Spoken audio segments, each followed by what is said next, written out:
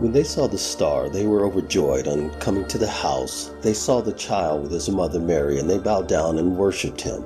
Then they opened their treasures and presented him with gifts of gold and of incense and myrrh.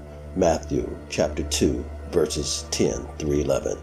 It was the worst time of year for such a long journey. The weather was deep and sharp, the very womb of winter. Summer palaces on slopes gave way to sore-footed cursing men on camels. Night fires going out, a lack of shelter, and muddy roads replaced palatial terraces with silken maids. There were hostile cities and unfriendly towns. There were inns charging high prices, and there were dirty villages. There were times they traveled all night with voices singing in their ears. There were times when feet kicked empty wineskins and the sky hung low with regret. They were weary pilgrims who had traveled months from a palace in Iran, ancient Persia, only to be guided by a lone star hovering over a house in Israel. They were by name Gaspar of Tarsus, Melchior of Persia, Belshazzar, Asaba. They were by faith from the priestly caste of Zarathustra, magi, wise men, even kings, who as part of their religion studied the stars. They were searching for the one who had removed his robe of divinity and wrapped himself in human skin. They were looking for the one whom angels worshipped, who would bring hope to the world from the placenta of a peasant. They were hoping to find the light of the universe to occupy themselves with the maestro, so they would never have to simply study music again.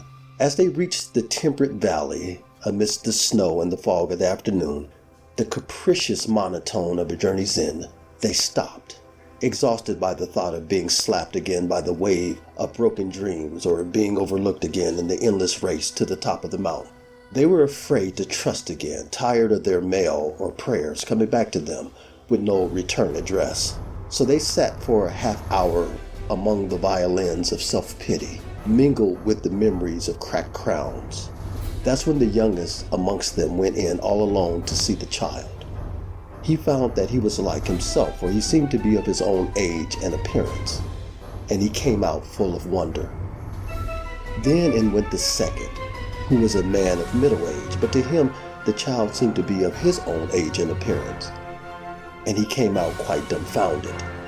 Then in went the third, who was much older in years, and to him it also happened as it had to the other two, and he came out deep in thought.